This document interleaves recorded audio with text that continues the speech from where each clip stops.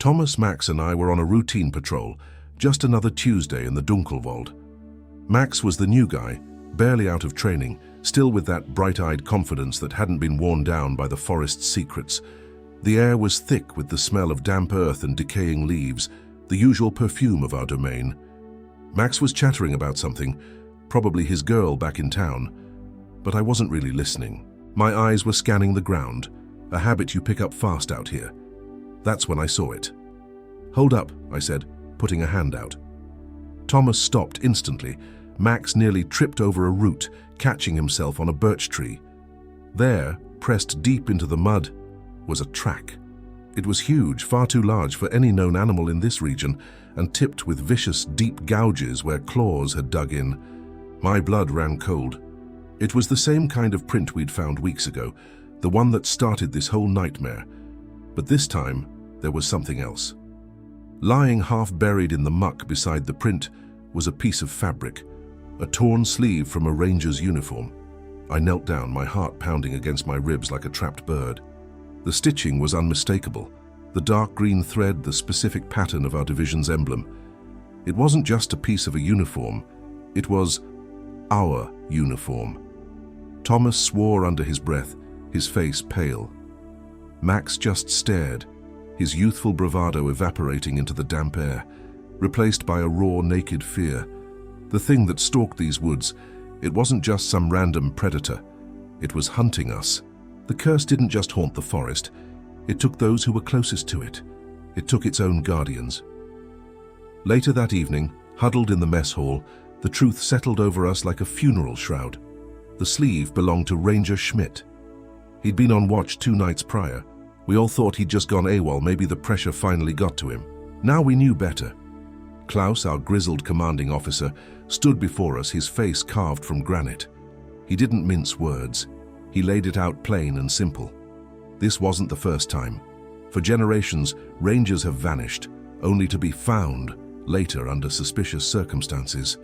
The official reports always read the same: hunting accident, animal attack, lost to the elements, lies, all of them.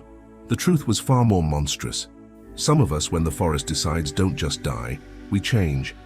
The night brought with it a familiar dread, but this time it was different. We weren't just waiting, we were hunting. The call came just after midnight. A howl, but not the one we were used to. This one was different.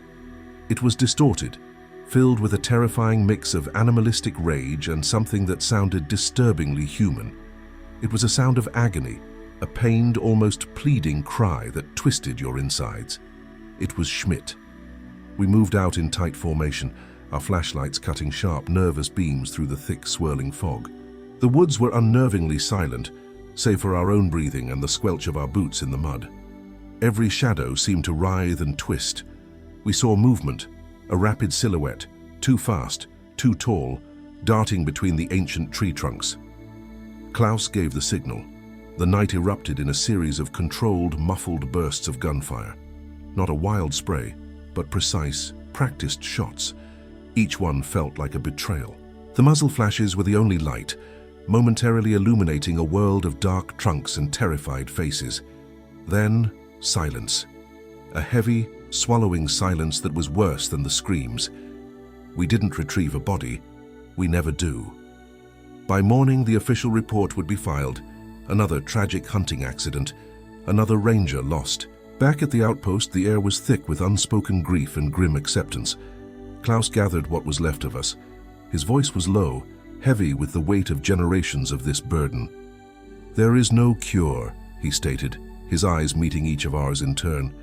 "The transformation is final. Once the Dunkelwald chooses you, you are lost." He explained our true purpose. We weren't just guardians of the forest. We were its executioners. When one of our own turned, it was our duty, our curse, to hunt them down, to give them the only mercy left to give. We were a family, and sometimes we had to put down our own. He then laid out the rules, the real rules, the ones passed down from ranger to ranger, whispered in the dark, the ones that might just keep you alive another day. The survival manifesto of the Dunkelwald. First, never go out alone. Ever. There is no task so small, No errand so quick that it's worth the risk. Your partner is your lifeline. Second, stay on the marked paths. The forest has a memory. The trails are the few places it has learned to tolerate our presence. Step off them, and you're in its domain. You're fair game. Third, when it hunts, do not use your light. Its eyes are not like ours. Light is a beacon, it's a dinner bell. Stay in the dark, stay silent, and pray it passes you by.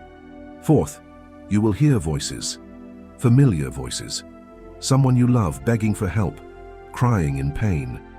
They are lures. The creature is intelligent. It knows your heart, and it will use it to draw you into its claws. You must ignore them. No matter how real they sound, you must ignore them. And the final most important rule, if you are deep in the Dunkelwald and you hear the sound of a man screaming, "A run, don't hesitate, don't try to be a hero." That is the sound of the change. It is the sound of a soul being ripped apart and the monster being born. It is the only warning you will get. Run, and don't look back.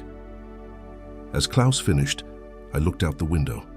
The ancient trees stood like black pillars against a bruised twilight sky. I drew a breath, the cold air stinging my lungs, and saw it plume in front of me.